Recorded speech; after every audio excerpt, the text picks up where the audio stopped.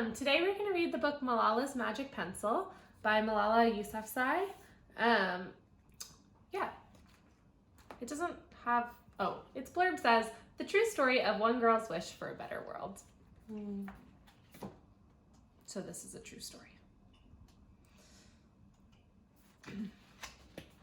Do you believe in magic?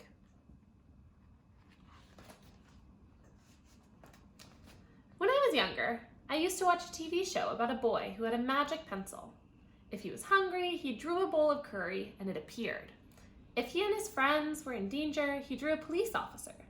The boy was a little hero, always protecting people who needed help.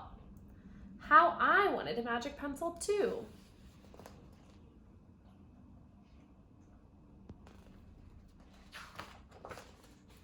If I had a magic pencil, I would use it to put a lock on my door so my brothers couldn't bother me. Stop time so I could sleep an extra hour every morning. Erase the smell of the rubbish dump near our house.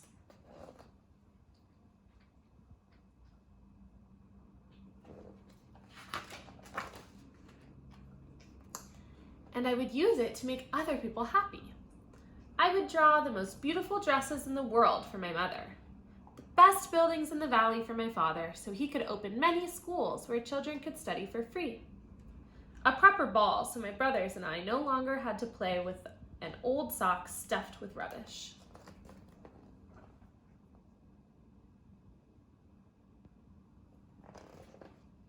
Rubbish is another word for trash. Every night before I went to bed, I wished for a magic pencil of my own. And every morning, I would wake up and check my cupboard. But the magic pencil was never there.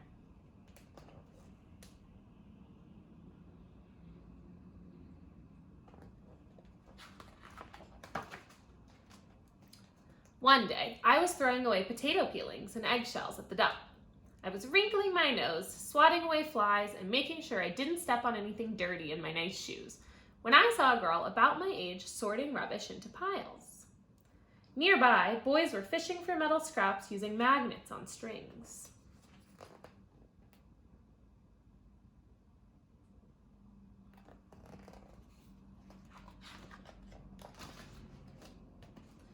When my father returned home from work, I told him what I'd seen.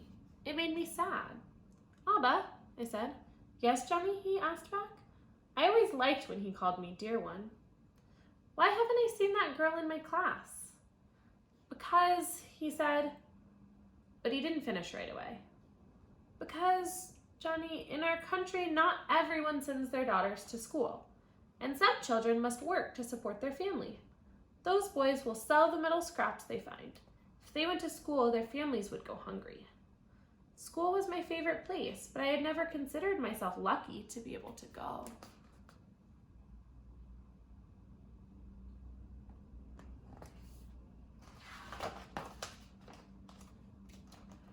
My father had always said, "Malala will live free as a bird." Now I wondered how free I'd truly be. That night I thought about families who didn't have enough food, and the girl who couldn't go to school, and even about how when I was older I would be expected to cook and clean for my brothers, because where I came from, many girls weren't allowed to become what they dreamed of.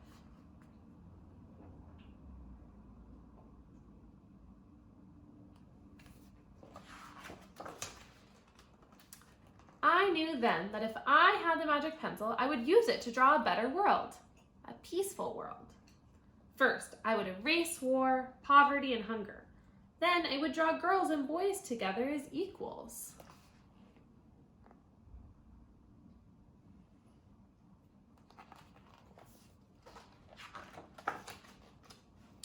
Over the next few years, instead of wishing for a magic pencil every night, I worked hard in school every day.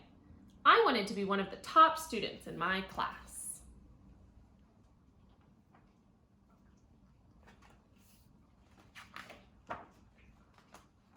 But soon, powerful and dangerous men declared that girls were forbidden from attending school.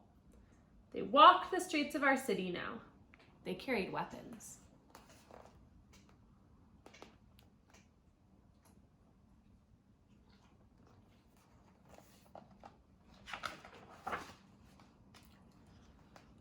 one, girls stopped coming to school.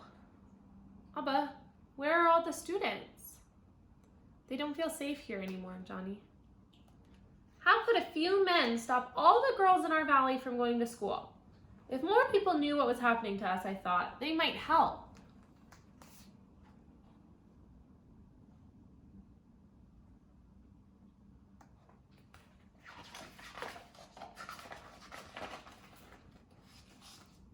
Wishing wasn't enough. Someone needed to speak out. Why not me? I wrote about what it felt like to be scared to walk to school and how some of my friends had moved away because of the threat they faced in our city. I wrote about how much I loved school and how proud I was of my uniform.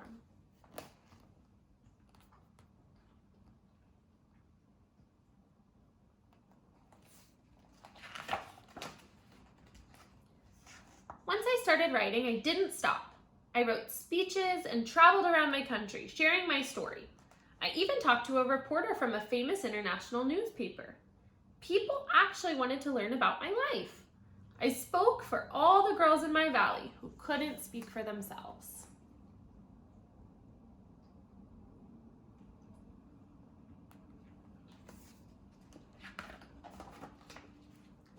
My voice became so powerful that dangerous men tried to silence me, but they failed.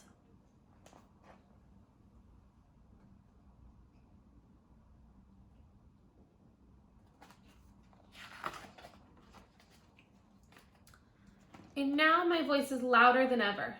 Louder because people have joined me, and together we make a chorus, standing up for what we believe. We raise our voices for those in need.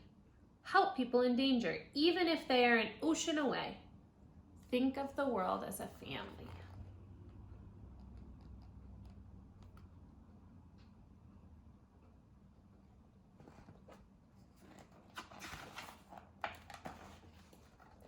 Do you still believe in magic? I do. I wrote alone in my room, but people all over the world were reading my story.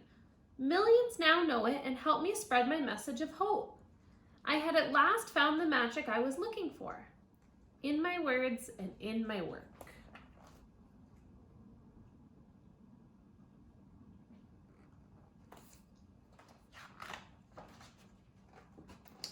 I am Malala.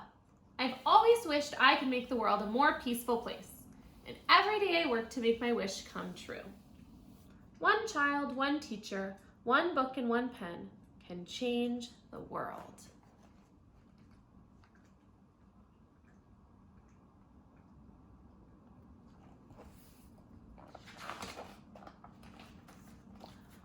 Thanks, friends. I want you to think about, why do you think Malala wrote this book for us? It's a true story, so why do you think she wanted to tell you this true story? I think she might have written it because she wants you to know that your words are powerful too, and you can write about things, you can write your own story and write about things that matter to you and teach other people. Thanks, friends. See you soon.